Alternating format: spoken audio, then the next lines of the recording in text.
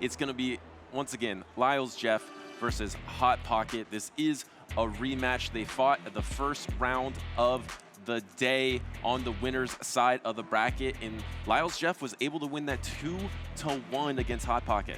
Yeah, and I think Lyles in that first set of the day, he was able to take advantage of kind of the playstyle of Hot Pocket, relying on the superior and gaining the energy right there. Didn't seem to affect him too much. His greater bulk was able to kind of overcome that because he was using the Umbreon and Lickitung combo that we're so used to seeing from the previous match and all of his matches. It really started edging out that whole, let's get ahead with Shadow Charizard and get energy. Instead, Lyles was applying the pressure right back through little bits of incremental damage, but with superior bulk. Yeah, in talking about superior, superior on Hot Pocket's team was instrumental throughout his success this tournament, and I believe in that game number 3 against LylejeffsIII, he had an opportunity to set the tempo. He was faced in a lead matchup, superior versus Lickitung, and he decided to throw his Frenzy Plant after the Body Slam was available for Lyles, and he gave up Protect Shield. If he threw that Frenzy Plant first, he would either knock out the Lickitung or pick up that Protect Shield and then set the tempo for his backline, which he's been so good at all tournament long with that Shadow Charizard. So I think he will learn from his mistakes, and we got a best-of-5 series. This was a close one before, and how about this team right here from Hot Pocket, the spiciest team in the tournament, the Superior, the Diggersby, Medicham, Mantine, Shadow Charizard, and then the Spark Lantern versus, I think LylejeffsIII is pretty much the main 4 Pokemon, but then you throw in Shadow Venusaur on that list, and then of course you round it out with the bulk of the Umbreon. There's no fairy types at all in Pittsburgh, so Umbreon's looking strong. Yeah, no fairy types, and then very little resistance to it. Of course, Umbreon, similar to Lickitung, has a fairly decent matchup against Medicham, so it's not actually just a hard counter, and we know the Medicham's already in this top 8, or in the remaining 3. If there is a Medicham, it's running Ice Punch and Psychic, not Power Up Punch. You're going to have still a very rough time struggling up against Lickitung and Umbreon as well. And here we are, game 1 of the losers final rematch between LylejeffsIII and Hot Pocket. There it is, it's the Umbreon in the lead, and I think if one Pokemon has the chance to out-bulk it on the strength of their charge attack, it might be the Superior because it has that Community Day charge attack Frenzy Plant. Let's be honest, we haven't seen this matchup very much. We don't have it mastered. We don't know who wins all shield scenarios. Yeah, I think, Butters, in our defense, I would say 2 Frenzy Plants would be enough, but it doesn't even look like it is enough. Instead, we see a quick swap into the Gligar, so building up the energy onto the Umbreon, dipping, and then saving that for later. And how about being able to throw a neutral grass attack into a flying type Pokemon? That's a huge difference between the Noctowl and Altaria meta before. Now grass types actually have a lot more play in this meta, and Shadow Charizard's gonna have a tough time. Do you know Protect Shield the first one? Yes, you know Protect Shield the first one, but you're gonna have to wing attack down. This is gonna be close. You have to commit energy on charge attack priority. No, you didn't commit energy. Oh no, you did commit energy on charge attack priority. That was smart from Hot Pocket. Yeah, and again, this is kind of the Charizard weakness, right? If you don't use the Protect Shield here, you are gonna have to expend the energy, but here's the problem. All that energy that Umbreon farmed up, you're not gonna be able to utilize this Charizard to its fullest. Yeah, and looks like Hot Pocket's just gonna let that Charizard go, and the strength of the Umbreon here, do you come in with the Medicham to try to go for some counter down, or at least bank up a bunch of energy? You could bank up a ton of energy and then pivot, maybe save those Psychics or Ice Punches for the backline, because your charge attacks aren't really doing anything. You just have to rely on the strength of your counters, and your switch timer is gonna be available in probably like 7 seconds or so. Yeah, and I really like that play from Hot Pocket here. Here's the thing though, because Jeff is bringing in his Medicham, if you get a debuff right here, you're bringing the Superior in and you're spamming Aerial Aces. This is going to be kind of rough. Let's see if the master of the debuffs can happen. It is not, but you're now in a much better spot here. I think you might consider absorbing some energy, but we'll see how these trainers play it out. Looks like Jeff is gonna go for the Psychic here. This is gonna land, and yeah, Hot Pocket smartly here, not shielding here, because I think he's gonna rely on Superior to kind of close out this game. No we get way! The defense drop on him, but here comes the Psychic, and right now there's a very clear path for Superior to take over this game, because you're gonna swap it in, and it's now it's an Aerial Ace range. 2 Aerial Ace right here. You do have both of your Protect Shields here, and I think if there was a better time to use them, you would use them right now. How about Lyle? That has to be like his 5th defense drop of the tournament, but the crucial factor is this Medicham is an Aerial Ace range, and you can overfarm energy. You could have probably even done one more Vine Whip. I assume that Superior wins the the charge attack, right? Actually, probably Medicham wins that because Serperior is so bulky. So here comes the Protect Shield out of Medicham. And do you try to swap on the next aerial ace? That might be huge for LylejeffsIII as the last Protect Shield of the game goes down for Hot Pocket.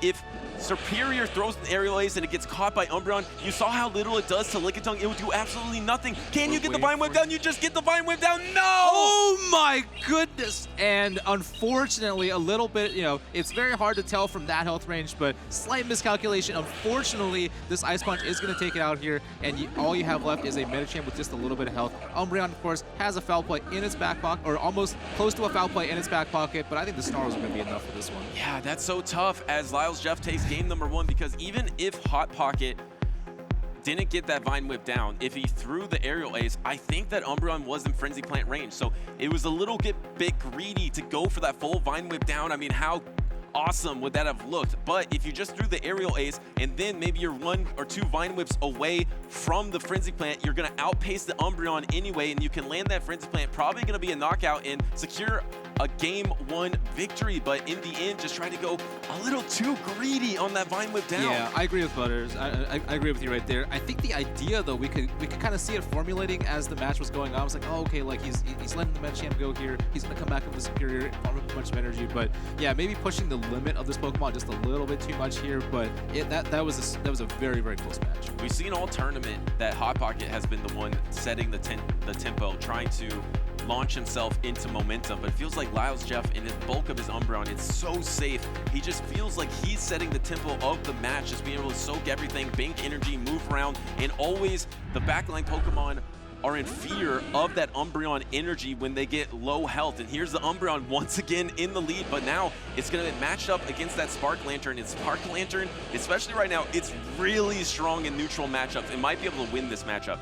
Yeah, and this is, you know, this is both a good and a bad place to have the Lantern align here. Of course, you do want that spamminess of the Surf to go up against the Gligar, but it looks like Hot Pocket will actually be the first to initiate a switch here, and you do have an energy advantage here on the Superior here. We've seen this about half damage here for the Gligar, and you might be able to get another one off before the next aerial ace is reached here, so it may not be the worst because your Charizard does get to avoid that matchup. And something else to point out, Hot Pocket really doesn't have an answer for Gligar either. Umbreon is so safe, and so is Gligar. There's no hard answer. Yes, the Spark Lantern can use that super effective Surf. You can throw neutral Frenzy Plants, and I mean, I said there's no counter, but Serperior just got a Protect Shield out of this Gligar here. The Gligar is poised to be able to fast attack down, but there is no true answer. Now this Gligar is going to be able to fast attack down. It's going to unleash digs onto that Lantern that comes in. I don't know if Charizard wants to soak this energy. Yeah, I think if you're Charizard, you definitely don't, because you're going to risk burning at least one of the Protect Shields. Well, then again, if you're Lantern as well, a dig here is still going to do quite a bit. No way! And it looks like the Charizard is going to come in here. I think, based on Hot Pocket's reaction here, he's not a big fan of this, but he is going to have to soak one aerial ace. Maybe you commit to the farm down so you're set up really well. I think he was maybe thinking of doing a peekaboo where he was going to swap and try to catch the aerial ace, but maybe was grimacing because he didn't get that opportunity, and now he's stuck in with that Shadow Charizard, had the Protect Shield there, but this energy is going to be insanely valuable. Look at this Charizard, but does Umbreon have energy? Do you have to swap out? No, Umbreon doesn't have enough energy, so you can throw the Blast Burn before the Foul Play is available. No Protect Shield. How risky is this with the Shadow Venusaur in the back? Quite a bit here, and you know, despite Umbreon being quite a tank here, combo we also move. see the combo move here with the Thunderbolt here. I think if you preserve the Venusaur in the back, you're going to be in a great spot because Hot Pocket is about to meet a pretty bad situation here. This is, you know, we talk a lot about grass types being able to wall Lantern. This is going to be tough because I think that Lyle's going to be able to come out of this with at least 2 moves here. Yeah, and it looks like Hot Pocket's going to try to double Surf. Maybe can get to the Surf and the Thunderbolt, but this is the difference between Serperior and Shadow Venusaur. It doesn't like this energy as much, but it's going to be able to hold on to get to that Thunderbolt. Barely gets that Thunderbolt.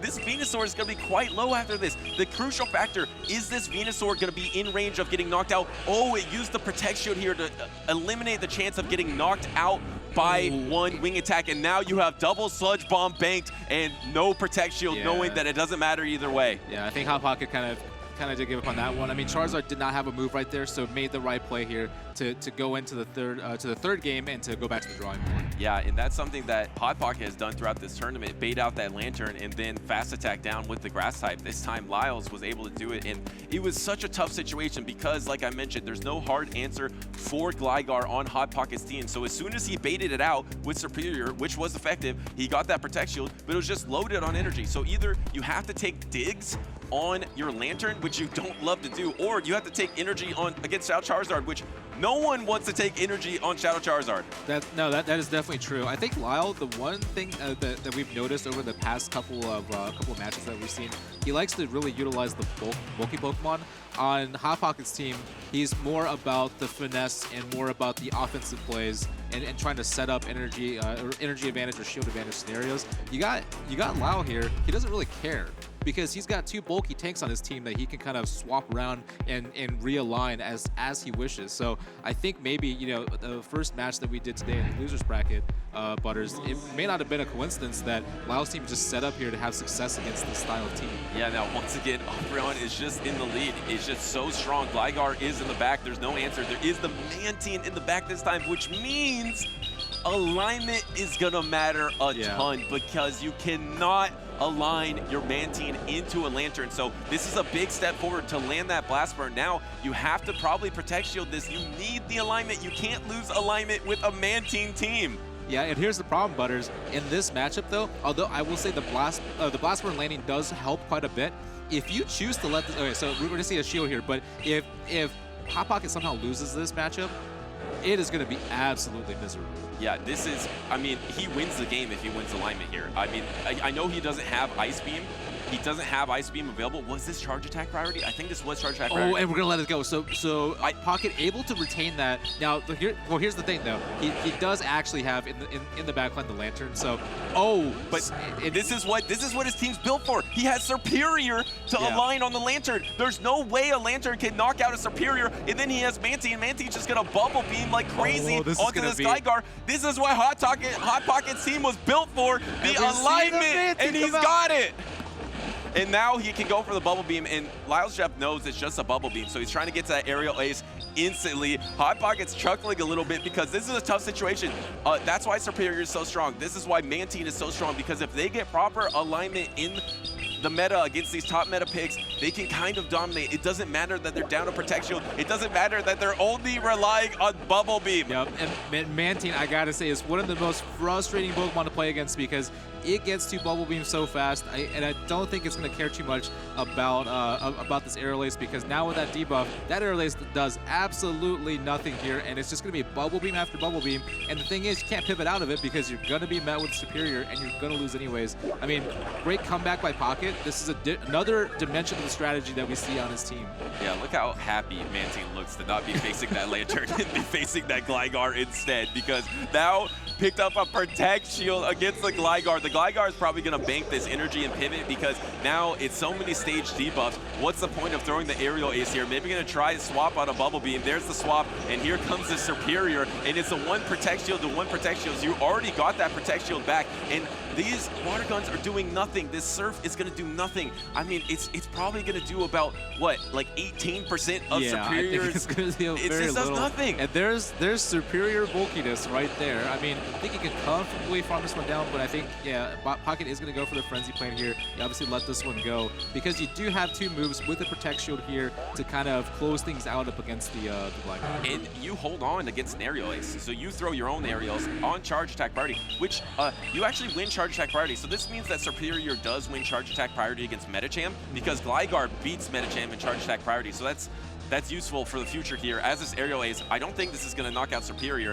I don't think the switch window is available yet, so this Gligar might be able to wing attack down. Yeah, I think you force a little bit of extra damage with the Vine Whips, and then you have a protected move that you can fire with the Charge Move priority right there. So, and this is a lot of Aerial Aces happening in this game number 3. This is more Aerial Aces than we saw all of last season, I bet. I think so. That's a world record right here for Aerial Aces, and Hot Pocket, just as what Dodge did, was down 0-2.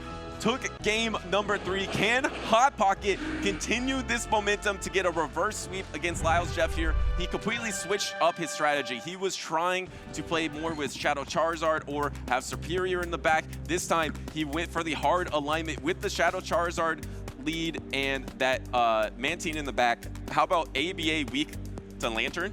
He played absolutely. ABA weak to Lantern, and it worked out beautifully. Yeah, I think he was kind of figuring out that Lantern wasn't showing up too much in the lead as well as a backline candidate.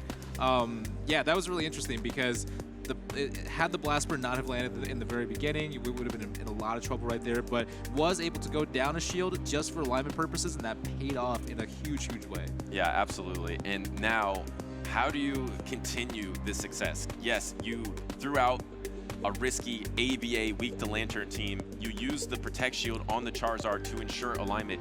Can you do that strategy 2 games in a row? What are you gonna do to answer the Umbreon Gligar core from LylejeffsIII here? It's just so good. LylejeffsIII is just putting Umbreon in the lead every game and not caring. Yeah, I mean, this is and this is gonna be a tough part of a decision that Pocket has to make here. I mean, Metashame doesn't do it. There's no way to secure the lead unless you're investing or over-investing. But I think it's important though in this matchup for Pocket to make sure that he gets alignment no matter what. There's nothing that you can do here if you lose alignment, and your Pokemon they're so modular in terms of matchup, right? You either win hard or you lose hard up against Lau's team. Well, the thing is, at least you do have play the way that Hot Pocket has seesawed around momentum earlier in the tournament, where he would bait out the Lantern, bring in the Superior, and fast attack down. You still have that as an option, but you can't really seesaw momentum against an Umbreon. And he keeps just leading Umbreon, or maybe he'll safe swap the Umbreon in the back. It's just so hard to deal with. I mean, Lyles is just playing amazing defense. Yep. He was playing fantastic defense against Wadaj, but Wadaj just broke through because he has top tier offense, and he had Shadow Dragonite with no counter, and eventually Wadaj was just able to whittle his way to victory. But LylejeffsIII is in the same scenario. He's trying to play defense against things like Shadow Charizard, trying to play defense about not hard giving up alignment. Can LylejeffsIII keep up that defensive pressure, or can Hot Pocket break through just like Wadaj did? Yeah, I'm really curious what adjustments are going to make. I think you're right, Butters. I mean, Lyle in this tournament has been kind of the king of the bulk, right? And we're going to get into potentially the last battle here, and we do see a Gligar leading off against a Diggersby. And this is not great, but at least you do have Hyper Beam on the Diggersby. You're using Mud Shot, so that is double resisted. The Hyper Beam is going to be neutral here, and it's going to do a lot. It looks like actually Hot Pocket was reaching for the Scorching Sand, maybe because you need a Scorching Sand plus a Hyper Beam to knock out. Maybe you just want to try to get the attack debuff and try to get the Protect Shield here. This is going to be huge. Can LylejeffsIII keep up his defense and properly call this bait? And no, he actually goes to the shield here. And no attack drop, though. Unfortunately, no debuff here, but here's the deal. I mean, Diggersby will survive it, and he catches the Hyper Beam onto it. I think Hot Pocket is okay with this, though. If Hyper Beam does less, it's going to do less than Umbreon's half of its health. Oh my goodness. Hyper Beam, I've never seen it do so little. I mean, unless it was resisted. And now Diggersby's just going to maybe bank up to another Hyper Beam. It looks like he's one Mud Shot away. He can just bank up to another Hyper Beam and then pivot into the Metacham, or he could throw a Scorching Sand and then ensure that he could counter down. So he has 2 viable paths here with the Diggersby. He decides to just bank that Hyper Beam. Smart play. And now hopefully, if he gets the full counter down, that energy will be useful against the backline. Yeah, and I like this. I like this a lot, because although the Gligar has energy, you will come out of this with at least 1 Ice Punch here. So we already know that Lyle's down a shield. So having a Hyper Beam in your back pocket, along with potential threatening of the Ice Beam, it actually sets up the Shadow Charizard really well in the back, because you kind of need to have some kind of advantage going head-to-head against the Lickitung. Yeah, in Shadow Charizard, if you can never have something low, try to get some energy advantage. Can you get this counter down here? Oh, that is huge. Barely on. You didn't have to take that chip damage. I think you got to come in. Yeah, I think you come in. This is a smart play from Up. I think he recognizes that he's going to lose his last Protect Shield if he comes in with the Gligar. Comes in with the Lickitung to do a little bit of soaking up, and I think that's going to be okay. Switch timers are not up yet, so depending on what Hot Pocket wants to do here, he could be able to preserve this preserve this Medicham, but I think he's okay not doing it. And there comes the switch into the Gligar. Gligar has energy here. You have the switch timer available, but the thing is the Diggersby is probably in range of Aerial Ace. The Aerial Ace neutrally is not going to do too much, but at least Gligar has same type attack bonus. Knocks out the Medicham. Here comes the Charizard to try to soak energy here or get a shield down so you can combo move with a Hyper Beam, but Gligar is nearly at 2 Aerial Aces. Yeah, I think though you could take one and then looks like we might have a double shield scenario here because here Butters, I think what's going to happen is I think he's going to go for the Blast Burn here, and because the switch timers are up, he's got the Hyper Beam in the back pocket, right? Yeah, but the thing is you're going to have to deal with that Lickitung in the back as well, so here comes, you have to over farm a lot. You can't throw on charge attack priority because then this is so risky. This is insanely risky here to throw the I think you don't shield this. No protect shield. We get the shield! Protect shield. Does he combo move? He could combo move right here. No, he just decides to Blast Burn instead, and now suddenly the Diggersby has the Hyper Beam. All this Charizard needs to do as it knocks out the Gligar, all it needs to do is get this Lickitung in range of Hyper Beam, and there it is! Is this in range? And let's go! Big Hyper Beam coming in right here. Of course, the first one against the Umbreon didn't do too much, but this is going to do quite a bit. That's a lot of damage! Oh my goodness! Hyper Beam in a loser's finals! The first regional of the 2024 season. I love it. And Hot Pocket ties up the series 2-2. Wow, he was able to secure 2 crucial baits. The Protect Shields from LylejeffsIII went into a Scorching Sand, which would have been resisted on the Gligar, and then it went into a Dragon Claw. If he no Protect Shielded that, he would have been able to endure. But I love that action from Hot Pocket because LylejeffsIII had the pressure of Hyper Beam in the back, so he knows his opponent could just Blast Burn, pick up the shield, and then Hyper Beam, and he did it beautifully. Yeah, let's check out the replay here. Again, the Charizard coming at the very end. Like I said, if the Charizard gets the advantage in shields or energy, you're in a really good spot here. But and right here, I was actually kind of surprised that we were going to go for the Dragon Claw. If he no Protect Shields this, Gligar endures for sure.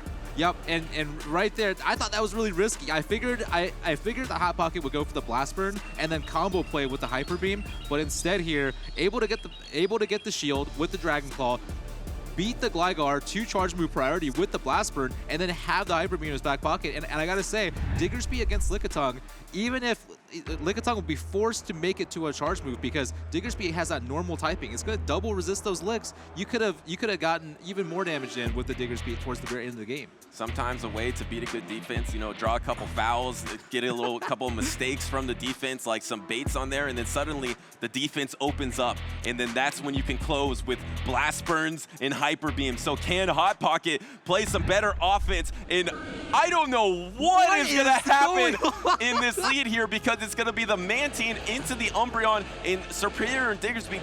There's no answer for Gligar in the back. So this is ABB. At some point, you're going to need to swap out if you are Hot Pocket. But I love how LylejeffsIII just places Umbreon in the lead every single game. Yeah, and it looks like Mantine here. We're going to see a swap out here into the Superior. And the Superior is designed to get the Gligar out for the Diggersby. But unfortunately for Hot Pocket, there's a Medicham in the back. Yeah, and the perfect defense from LylejeffsIII continues because he completely called the back line here. He called the Superior that's baiting out the Gligar, but crucially, he has the Medicham for the Diggersby as well, and Medicham is really good against Diggersby. So here comes an Aerial Ace bait, and it's what a call by LylejeffsIII! No Protect Shield on an Aerial Ace, and now this is going to be a charge attack priority on the Aerial Ace. This isn't going to knock out. It's going to... I think the Superior's going to survive, but this is an interesting thing, Butters, because are we going to be able to see a Vine Whip? No. Oh, the wing attacks are going to outpace, but it looks like Lyle is... He feels obligated to throw here. I think that's still the right call. What's crazy, if Hot Pocket actually just did Protect Shield that and then tried to go for alignment, he would have had alignment on Mantine into Medicham. When Mantine is one of the best Medicham counters out there, then now you're going to have to soak up this. You get the Mud Shot down, but you're going to be facing that Medicham. It's not over yet. You can bounce around a lot with Mantine and Diggersby, so Hot Pocket's gonna have to find a way to dance out of this, get the defense confused, and try to find some weakness because LylejeffsIII completely called the line. Yeah, and does he hold the line? A Hail Mary over the top, though. Right here with the Hyper Beam, taking out half of the Medicham's health here. And a combo play to Aerial ace. And this will force the Protect Shield here, and then now the switch alignment is all scattered. Yeah. It's all scattered up because you threw that, and now here comes a swap, and you can throw the bubble beam before the foul play, but no, didn't throw. So you might Protect Shield this one because you're gonna start throwing the bubble beams later. Do you Protect Shield? No, you don't care about the foul play. This is so tough here. I feel like Mantine should be the MVP here. Yeah, I mean, Mantine has play here. Diggersby has play because the switch clocks are misaligned. You can get to a Scorching Sand, but how are you going to pick up that last Protect Shield or get the double Scorching Sand? It's going to be a miracle for Hot Pocket to get out of this. You're so low health already. I mean, you have bulk. You're dropping the attack. Instead of Bubble Beam, decide to go for the aerial ace because it's more damage. Yeah, and I think you have to. Oh, he's just gonna let this go. How? Okay. Okay.